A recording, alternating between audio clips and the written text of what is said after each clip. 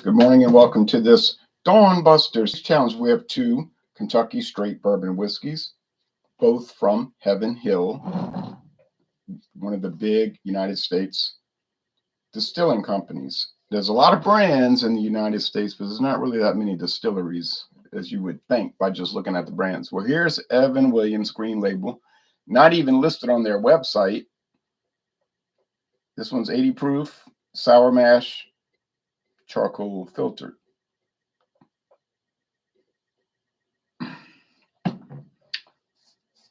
This is Larceny, John E. Fitzgerald. I saw the regular old Fitzgerald yesterday for $19.99 at Star. But this is Larceny Small Batch, 92 proof. It's a wheated bourbon, meaning it's a much higher wheat content than typical.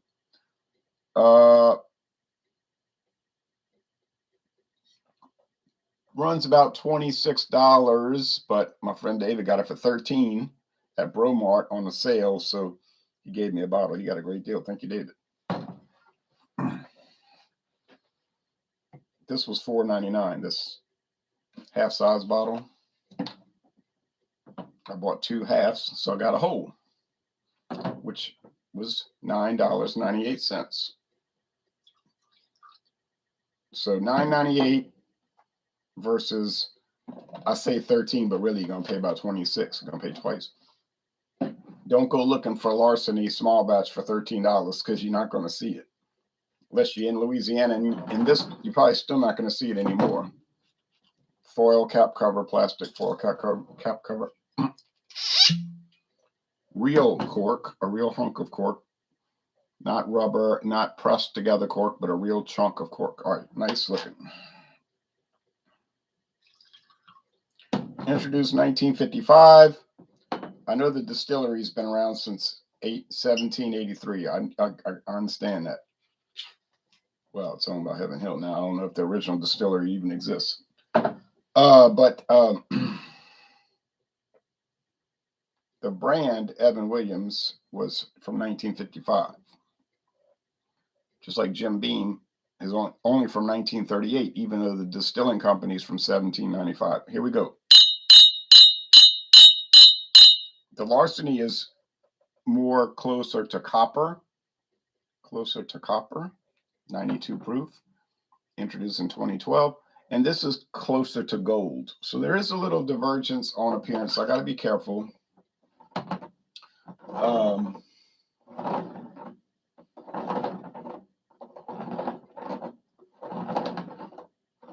I would think that the proof difference is going to be so apparent. 92 versus 80, 46% alcohol, 46% alcohol versus 40 should be a big difference. And the weeded aspect, heavily weeded, it's going to give it that bread, like white bread taste. Evan Williams has been tricky so far, not because it's bad. I like it. It's because it doesn't really stand out. It's just kind of like a regular, ordinary bourbon, which is a good thing. That's not a negative because regular, ordinary bourbon is good, in my opinion. I think regular, old, ordinary bourbon is really good. Have I ever tasted a bad bourbon? Not yet. Could happen. Just hadn't. I've had the luxury of not running across one yet. And hopefully I won't.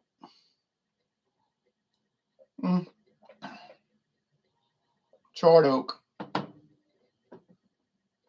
honeysuckle nectar, same old vanilla. Yeah. But this one seems to have that soft bread thingy, meaning Larceny. But let's go with the taste and find out. Dawn, come on, Dawn.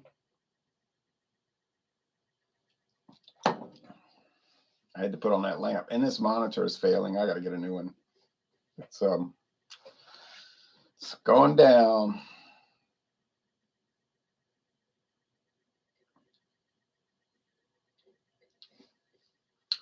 Yeah. Charred oak. Corn, grits. Yep. Same old story.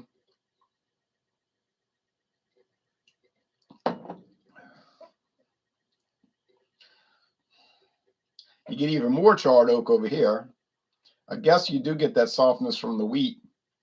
And the proof is so obvious. It's so much higher proof. It's like, whoa, whoa, whoa, baby. Hold on. Now, which one tastes better? Well, we would hope the $26 bottle would taste a lot better than the $9.98 bottle, basically $10 bottle.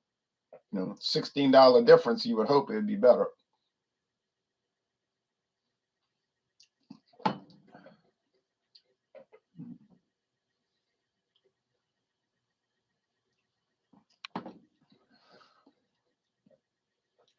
And it is. It is. I mean, let's face facts. Larceny Small Batch is a lot better than Evan Williams. No knock on Evan Williams Green Label, but it doesn't have the the competitiveness to do it. I mean, Evan Williams is obviously this level of no, I'm not talking about the higher grades of Evan Williams, like 1783 and Small Batch and Single Barrel and all of that. I'm not talking about that. I'm talking about the introductory level, the basic model. There's two base models, the green, which is unacknowledged, and the black, which is their basic, which is very popular. They're more of a mixer. People buy them for cocktails, and there's nothing wrong with that. But the Larceny is designed to be a sipper, to stand on its own. Can you make cocktails? You can, and of course you can make cocktails with anything, obviously, but if you look at the website, they give some suggestions, but it's designed to be a standalone, sitting there in the easy chair at night, watching television or reading a book and sipping and thinking about it. You know what I'm saying? You get the point. Okay.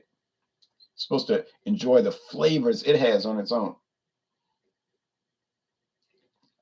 Now, as a mixer, the Evan Williams does have some interesting flavors. It's not that anything tastes bad with it or unusual or unpleasant. It's nothing like that. It's just tamped down. So your flavor spectrum or your flavor presentation is low. You know, it's by design, you understand, by design. It's a low profile, low level flavor. And then that works perfect for what you need. It'd be like Bud Light. Bud Light is not designed in a beer to be like Super Bowl with all kind of exotic flavors and a super high interest level. It's designed to be guzzable, meaning people drink it one after the other at the football game. Like I was at the Southeastern Louisiana University championship game, not Southeastern Louisiana, Tulane. Sorry, Southeastern played in playoffs yesterday. They lost. Tulane hosting Central Florida for the American Athletic Conference Championship, was packed with people. But they were mostly drinking Miller Lite. Oh, well, because Crescent Crown sponsors it. That's really their sponsor. So you're going to see a lot of Molson Coors products there. They had and Pabst Blue Ribbon, which is not under Molson Coors ownership, but it's definitely under their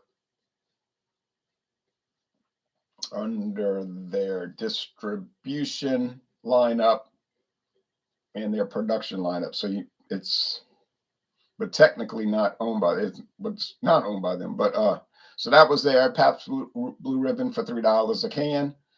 Miller High Life, $3 a can, and you know which two cans were selling like crazy over there, and one after the other. But a lot of people will drink the Miller Lite for the drinking one and then drink another and drink another.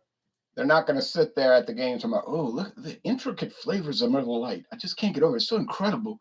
Do you notice how smoky it is this year? It's not designed to do that, which is why some people can't perceive it correctly.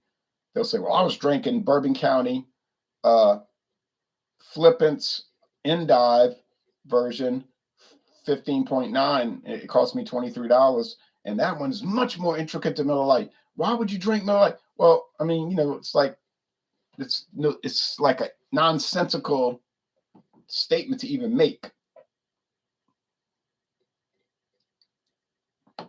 But anyway, we know, I mean, most reasonable people know that. All right, so this is Evan Williams.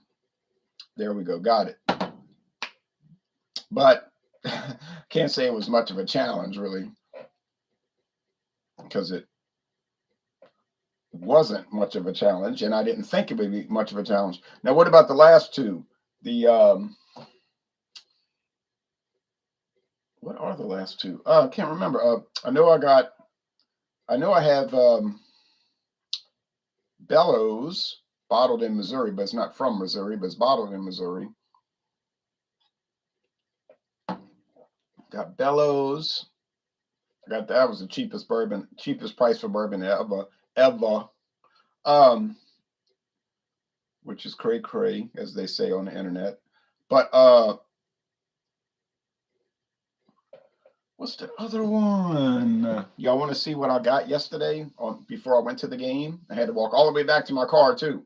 Got a lot of walking in after eating all those. We're eating all those stinking brisket nachos. That was making me gain weight. The lady I was with, she didn't want to eat them, and I'm thinking I bought this big old thing of this, and now I got to eat it. I wasn't going to waste it, but I thought I was going to share it, and I didn't really want to eat all that. But anyway, if y'all want to see what I bought yesterday, let me know now, and I'll count it down to 0, and then we'll just forget about it. You'll see it when I review it one day. But going once, going twice, going. Okay, well, never mind that. But what's coming up to review?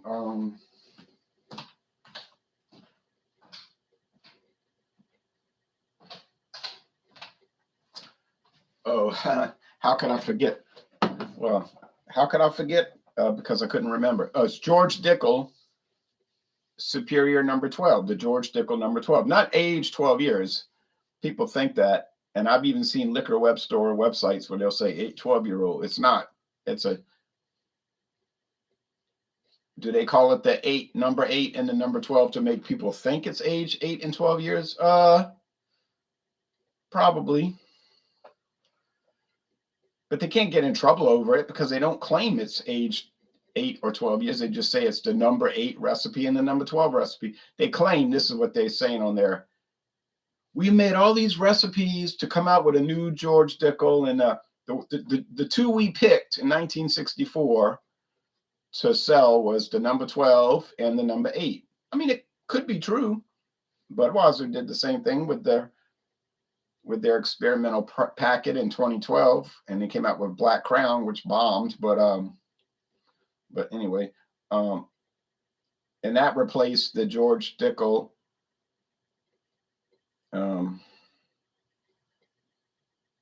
It was called Cascade whiskey, right? Cascade bourbon. They had something called George Dickel Cascade bourbon. It was kind of cheap, and but it might have been good. I couldn't tell you. It was pretty popular, but they wanted to really step it up, do some better products. So they came out with George Dickel 8 and 12. But anyway, I don't have the 8. I've never bought it. I see it all the time, but I've never purchased it. But I got the 12. I think I'll be able to tell the number 12 apart from the Evan Williams, but I'm not sure it's better. Costs a good deal more. But to me, George Dickel tastes like Flintstones vitamins. So I like those, but I wouldn't want to taste that in bourbon. And then the Bellows versus Evan Williams, that's going to be tough because they're kind of similar in price, similar. They're just similar, So ABV and all that. So then that'll close us out for bourbon. And then later in the week, we're going to be getting into finishing up the blended whiskey, the Seagram's 83 tournament. Then we'll go back to bourbon, bring a new bourbon in and go through the whole process. Then we'll go back to blended and bring another one in and go through that process. Then it'll be on to Canadian finally. I know probably getting tired of bourbon, but we'll go to Canadian whiskey. All right, thanks everybody. Y'all take care. Have a great Sunday.